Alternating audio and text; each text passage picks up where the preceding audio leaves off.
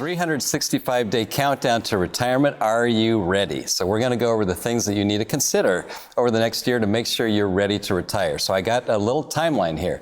Let's start with days 1 through 5, or maybe you can do this in a day. I don't know. But then here's where you figure out, are you ready? Are you financially ready? Right? So we'll tell you how to think about that. So that's number one.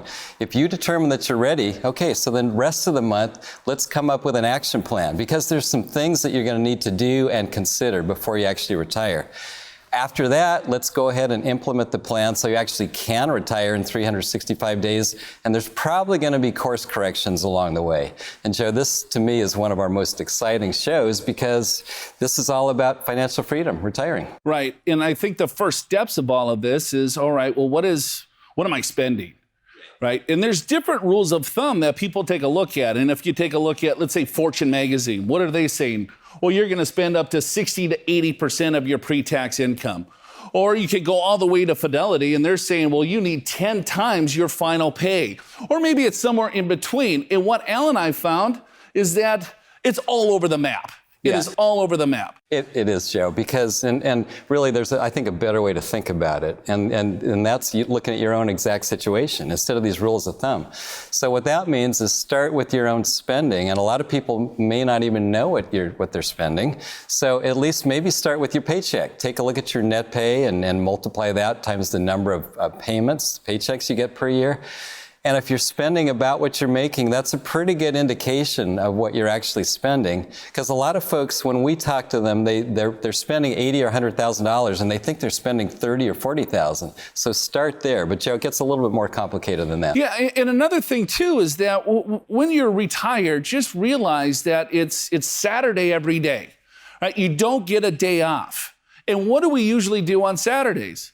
Well, we find time to spend money because we're not working. And so some of these rules of thumb that you're going to spend significantly less money in retirement, well, those are just rules of thumb. A lot of individuals actually spend quite a bit more, especially in the first few years of retirement, because guess what? You have a little bit more free time. You're doing different things. You want to travel, especially in your first few years of retirement while you're still young.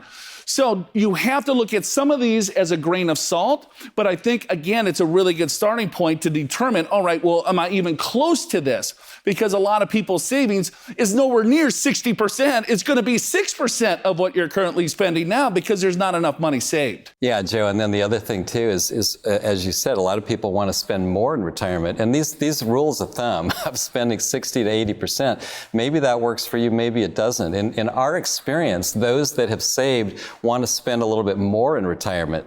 And so I think how you look at that is break your expenses down maybe into housing, necessities, and luxuries. Yeah, great point, Al. And here we have a quick example is that, all right, well, let's say housing. So that could be your mortgage, taxes, utilities. Maybe you're currently spending $30,000 a year on that. Then you look at the necessities. Well, we have to eat, we have to travel. We still need to get around. We have insurance payments and things of that nature. Maybe you're spending $30,000 there.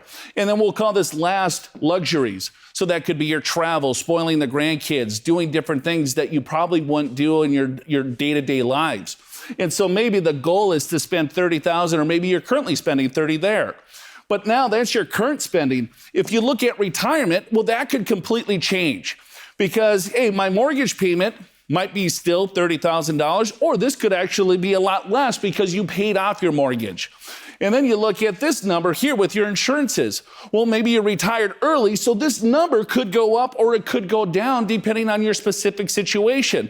But in this example, we're assuming the housing stayed the same, and maybe, right, I'm not traveling to work. I don't have to buy suits anymore, right? I can just hang out in my pajamas, whatever your fancy is. But I want to travel a lot more. I want to play more golf. I want to do different things. Well, maybe this luxury goes up. So if my goal is to spend, let's say, $100,000 in retirement, that's your starting point. That's kind of where you have to start talking to your spouse, looking at things. What does this picture going to look like for me in retirement?